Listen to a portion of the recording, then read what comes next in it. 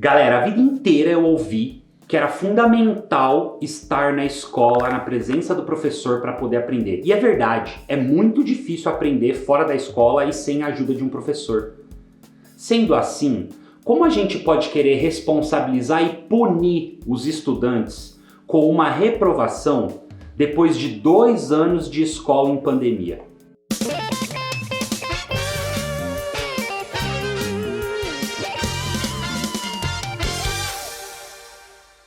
Fala, meus pupilos, como é que vocês estão? Eu espero que bem. Professor Luiz aqui.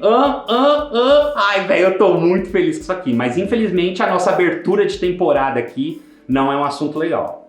É reprovação na pandemia. Sou só eu que acho essa frase um absurdo? Reprovação na pandemia?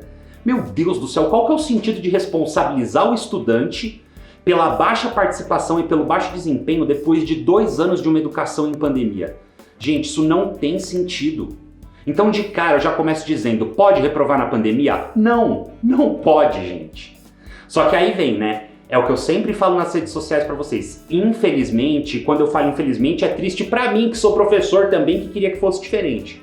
Mas, infelizmente, boa parte, a maioria das escolas brasileiras trabalham com o que eu chamo de pedagogia da violência, que é aquela escola tradicional onde o estudante recebe tudo da escola, não pode questionar nada, ele não tem vez, ele não tem voz, ele não tem opinião, ele não pode questionar qual que é o sentido de tudo aquilo, tudo que é dito e é feito ele tem que acatar em silêncio. Gente, isso não é educar, isso não existe, isso é arcaico, é atrasado, afasta o estudante da educação, afasta o sentido da escola da vida do estudante. Então isso não tem cabimento, gente. Mas por causa disso, as escolas vão tentar reprovar vocês. E aí vocês vão deixar quieto e reprovar de ano? Não, porque é errado reprovar na pandemia. E aí vocês vão recorrer. E aí, gente, quem tá recorrendo, você não é rebelde, você não é malandro, não é desrespeitoso, nada disso. O ECA, o Estatuto da Criança e do Adolescente, no artigo 53, que é um artigo específico para a educação, ele garante o seu direito de contestar os critérios avaliativos da escola. Vamos ver aqui. Então tá aqui, galera, Estatuto da Criança e do Adolescente, artigo 53, tá? A criança e o adolescente têm direito à educação visando o pleno desenvolvimento de sua pessoa, o preparo para o exercício da cidadania e a qualificação para o trabalho, assegurando-lhes, e aqui vamos pro item 3, direito de contestar os critérios avaliativos, podendo recorrer às instâncias escolares superiores. Ou seja, galera, vocês não têm que aceitar qualquer nota ou qualquer critério avaliativo da escola. Vocês têm o direito de questionar e se a escola não aceitar, você pode procurar as instâncias superiores. A gente vai falar melhor disso já já. Bom, galera, e por que a escola não pode reprovar na pandemia? Bom, a gente tem no Brasil uma coisa que se chama LDB, que é a Lei de Diretrizes e Bases da Educação Nacional. Todas as escolas do Brasil respondem à LDB, gente, das creches às universidades, públicas e particulares, técnicas, federais, municipais, todo mundo responde à LDB. E sim, a LDB dá muita liberdade para as escolas, inclusive incentiva as escolas a desenvolverem pedagogias inovadoras e etc. Ela dá essa liberdade. E ela, infelizmente, também dá para as escolas a liberdade de reprovar um estudante. Gente, reprovação num ano normal é ridículo, é atrasado, é arcaico, não tem sentido pedagógico, não tem sentido educacional, não ajuda em nada o desenvolvimento do estudante e não faz parte do conceito do que é educar. Mas infelizmente é permitido. Depois, mais para frente, a gente vai falar de educação e a gente volta nesse assunto reprovação. Para que as escolas possam, exercer essa liberdade, elas têm que respeitar os princípios básicos da educação. Esses princípios básicos, eles não podem ser ignorados. Eles não podem ser deixados de lado. As escolas têm que respeitar. Assim como as escolas têm que respeitar o Estatuto da Criança e do Adolescente, que é um documento para a criança e o adolescente em qualquer situação da sociedade. Mas vamos dar uma olhadinha na LDB. Bom, galera, tá aqui a LDB, tá? De cara, vamos começar aqui, ó, no título 2, dos princípios e fins da educação nacional. A educação, dever da família e do Estado, inspirada nos princípios da liberdade e nos ideais de solidariedade humana, tem por finalidade o pleno desenvolvimento do educando, seu preparo para o exercício da cidadania e sua qualificação para o trabalho. Artigo 3. O ensino será ministrado com base nos seguintes princípios. De cara aqui no item 1, galera. Igualdade de condições para o acesso e permanência na escola. Isso, infelizmente, independente dos esforços, não foi possível por conta da pandemia, nem no ano passado e nem nesse ano. E aí, quando a gente vai descendo aqui, a gente chega no item 9, que é a garantia do padrão de qualidade. O que significa isso? Garantia do padrão de qualidade, gente, é a garantia dos insumos mínimos, daquilo que a escola precisa no básico para garantir que você consiga aprender, que você consiga compreender aquilo que você está aprendendo. E novamente, independente dos esforços que houveram, não foi possível garantir isso. Então já começa por aí, gente. 2 princípios básicos da educação brasileira não conseguiram ser garantidos durante esse período de pandemia. E é importante a gente levar isso em consideração, porque responsabilizar eles por coisas que nós, como instituição de ensino e como responsáveis pela educação, não conseguimos garantir, desculpa, gente, é ridículo. Bom, eu sei que muita gente agora vai falar assim, professor, mas teve o ensino remoto, pô. Vamos falar então sobre o ensino remoto, tá? Bom, vamos pegar por parâmetro o EAD das universidades, que é uma coisa que é autorizada por lei, que já acontece no Brasil há algum tempo, que tem um crescimento assim impressionante, né? Primeira coisa de tudo, que no EAD universitário, gente, é a opção do estudante participar. Por quê? Porque tem algumas coisas que o estudante precisa ter pessoalmente para que ele consiga se desenvolver no ensino à distância. Quer dizer, ele tem que gostar muito de leitura, tem que ter uma facilidade de interpretação e compreensão de texto muito grande, ele tem que ter um aplicativo adequado, com as provas, as videoaulas, os exercícios, tudo disponibilizado para ele, chat exclusivo com o professor, chat exclusivo. Ele precisa ter um ambiente na casa dele específico para isso. Ele precisa ter equipamento e acesso de internet para participar disso. Então não é todo mundo que se dá bem no EAD, é muito difícil ser autodidata, aprender sozinho, só consultar o professor depois de infinitas leituras de conteúdo. Isso a gente está falando de um ensino EAD que é padronizado, que acontece no nosso país já oficialmente. O ensino remoto, gente, primeiro que não existe ensino remoto para ensino fundamental e médio, tá? Para educação básica.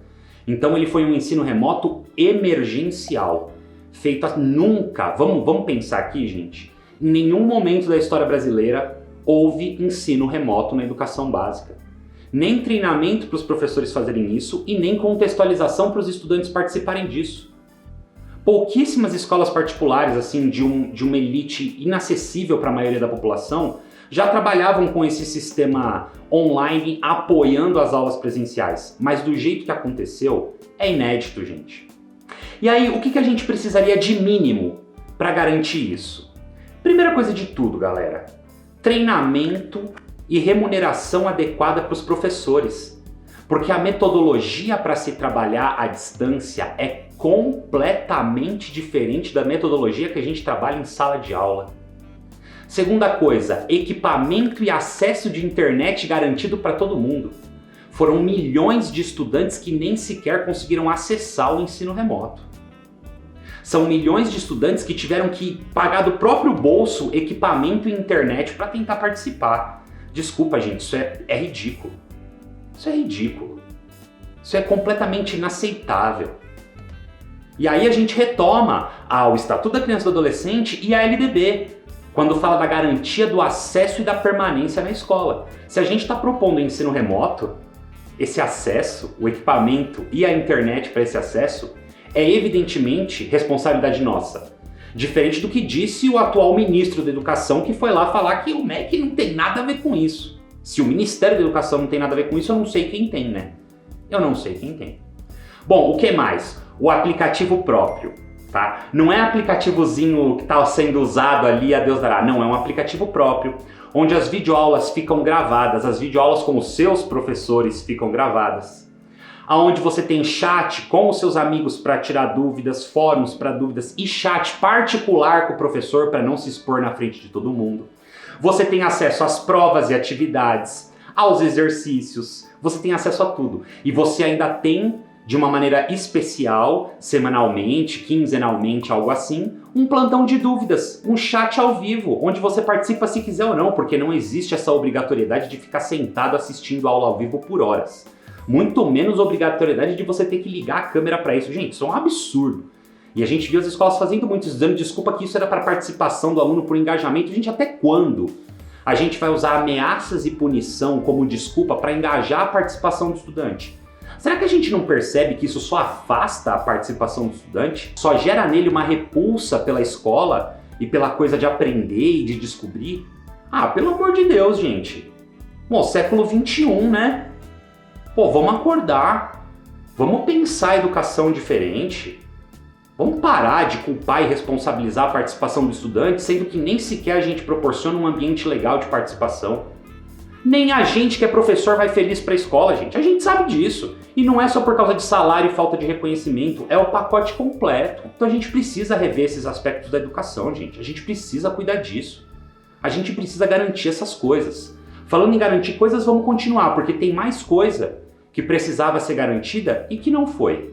Acolhimento emocional e social dos estudantes e professores. Gente, são inúmeros os estudos que mostram os impactos da pandemia na questão psicossocial, na questão emocional, tanto dos profissionais quanto dos estudantes. As crianças e adolescentes já são seres vivos que absorvem e refletem tudo o que os cerca.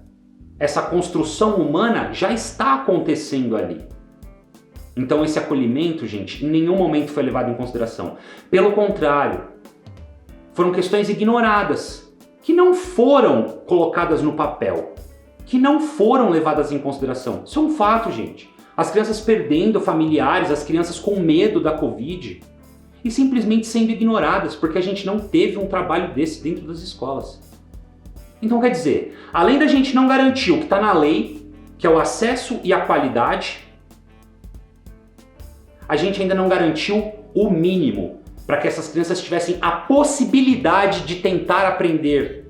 Porque isso é outra coisa. Ninguém é obrigado a aprender fora do ambiente da escola e sem a presença do professor, gente. A gente não sabe o que cada um passa em suas casas, qual é a situação social e emocional de cada um dos nossos estudantes. A gente não sabe como é o relacionamento familiar dessas crianças, como é o ambiente familiar dessas crianças. E a gente só consegue olhar para a cobrança. Tanto é que nessa pandemia a gente teve um recorde de atividades. Um número de atividades tão absurdo e excessivo, coisa que a gente não viu nem num ano normal de estudo. Teve escola que passou mais de 1000 atividades em um ano letivo, gente. Qual que é o sentido educacional disso? O que é? Creche à distância? É só para forçar a criança a não fazer mais nada, a não ser ficar bitolada ali, tentando entender uma coisa que ela não está tendo ajuda para entender?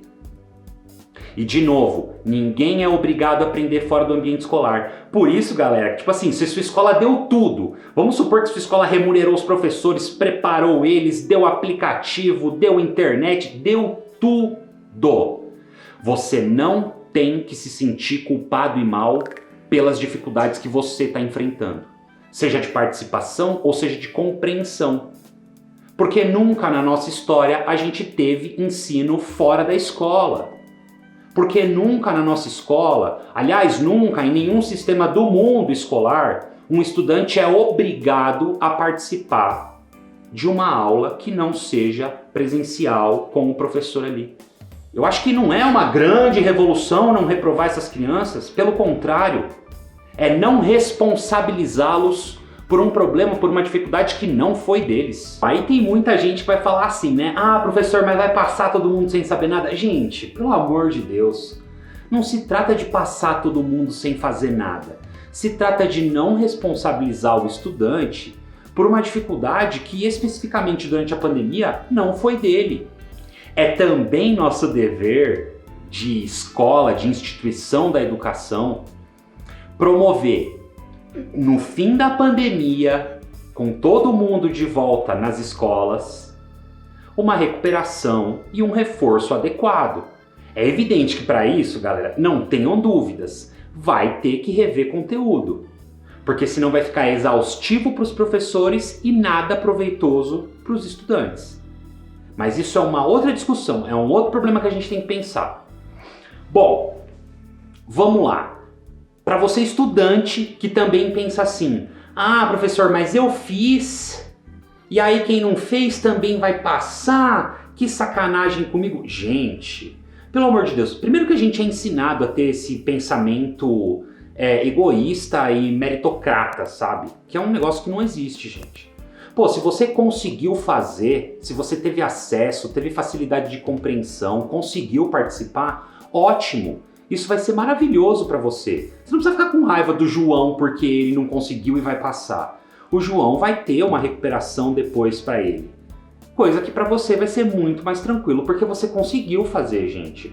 Então, tipo assim, se sinta satisfeito e feliz por você e, tipo, defende o seu amigo que não teve a mesma oportunidade, porque normalmente a gente nem sabe da vida dos nossos amigos, né? Bom, vamos lá, vamos fazer um resumão aqui pra gente entender, então, por que não pode reprovar? Primeiro, por causa da lei educacional da LDB, que garante que o acesso e a qualidade da educação é de responsabilidade das escolas. Depois, pelo próprio Estatuto da Criança e do Adolescente, principalmente no artigo 53, que também garante essa qualidade e esse acesso à educação para vocês. Depois, pela questão dos impactos socioemocionais da pandemia e dos impactos da desigualdade social que foi agravada pela pandemia e pelos problemas do nosso país nesse momento. Isso também é motivo. A falta de preparo de todo mundo que estava envolvido. Seja desde os sistemas necessários até o treinamento e o aperfeiçoamento e a contextualização necessária. Tudo isso já é um pacote completo para que você não reprove. Somado a isso, gente, ainda vieram os textos do Conselho Nacional de Educação. Lembra no passado, quando dei essa notícia no TikTok, que ficou todo mundo mó feliz? Aí depois ficava falando, mas quem não faz nada vai reprovar sim. Tudo pra, atender os pedidos dessa galera que trabalha com essa coisa de punir o estudante. Mas a verdade é que se a gente for levar as leis ao pé da letra, não tem cabimento isso. E como eu já mostrei lá no comecinho, a gente pode sim recorrer. Então, o que o Conselho Nacional de Educação falou no ano passado? Que era para fazer a junção dos anos letivos, para não reprovar os estudantes, porque isso seria prejudicar eles mais ainda do que já foram prejudicados com não estar dentro da escola. Que era para ter um trabalho de retorno gradual, respeitando as condições sociais e emocionais que envolveram toda a pandemia. E aí, com a continuidade da pandemia esse ano, esse texto foi refeito e foi rehomologado e está valendo novamente essa solicitação para todas as escolas, gente. Por conta de todas essas questões que envolvem a educação durante a pandemia. Tudo que eu disse aqui, as questões dos estudos dos impactos socioemocionais, as leis da educação, os textos do Conselho Nacional, os argumentos sobre a responsabilidade da educação perante as escolas, as instituições de ensino, os responsáveis do governo pela educação, tudo isso está num texto prontinho que eu estou deixando aqui na descrição do vídeo para vocês, tá?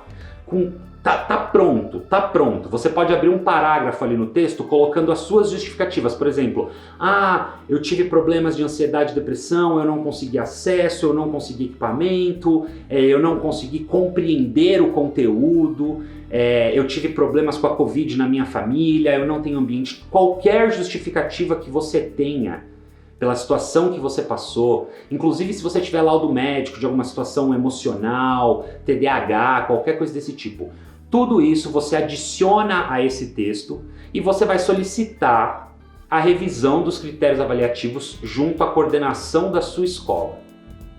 Beleza? Esse texto já está completo, já está prontinho, é só você pegar ele, dá uma lida para você entender, se você tiver a ajuda dos seus pais. Papai, mamãe, alguma vez na vida a gente teve período de educação sem escola e sem professor? Então, vamos tentar compreender um pouquinho a situação dos nossos filhos também, tá? Leia o texto, coloca a sua parte do texto, as suas questões pessoais em um parágrafo do texto e solicite essa revisão na escola. Professor, beleza, entendi que não pode reprovar, que as leis estão do meu lado, solicitei isso na escola e a escola falou que não tem nada a ver e que eu vou reprovar do mesmo jeito. Galera, Nesse caso, a gente vai recorrer às instâncias superiores. Por exemplo, São Paulo é diretoria de ensino, no Sul é núcleo de educação. Depois disso, acima disso, vem secretarias da educação, municipal, estadual. Acima disso, vem o Ministério da Educação. Além disso, a gente tem o Disque 100, que é o telefone dos direitos humanos, onde a gente pode fazer denúncia de não cumprimento dos nossos direitos. A gente tem também os canais de ouvidoria. Então, assim, no próximo vídeo, quinta-feira, às 7 da noite, eu vou ensinar vocês como e onde recorrer caso a sua escola não queira fazer a revisão da sua situação. Beleza, galera? Qualquer dúvida que vocês tenham, deixa aí no comentário. Não esquece de compartilhar para geral, que a gente sabe que tá muita gente passando por esses tipos de ameaça, por esses tipos de abuso. Então, fiquem espertos para poder recorrer. Ensina os amiguinhos, compartilhe o bagulho. Compartilhe o texto, se unam, galera, se unam, porque infelizmente a gente tem que lutar pelos nossos direitos. Isso aqui é uma coisa que está evidente, gente, está evidente nas leis, está evidente nos textos e a gente tem que lutar por isso, beleza? Gente, não esquece de me seguir lá no Instagram para deixar sugestões de conteúdo, quais são suas dúvidas, o que você passa na escola que você quer que a gente fale aqui, quais leis você quer que a gente mostre. Não esquece que toda segunda e toda quinta-feira às 7 da noite tem vídeo novo. E o próximo vídeo é como recorrer se a escola não aceitar a sua argumentação contra a reprovação. Gente, que estreia, hein? Ai, eu tô feliz demais, eu espero que vocês curtam o tanto que eu tô curtindo fazer isso aqui. E agora sim, a gente vai ter muito mais tranquilidade para trocar ideias sobre tudo sem ficar correndo em vídeo de TikTok ou em card de Instagram. Beleza, galera? Amo vocês. Até quinta-feira e tamo junto. Eu fui.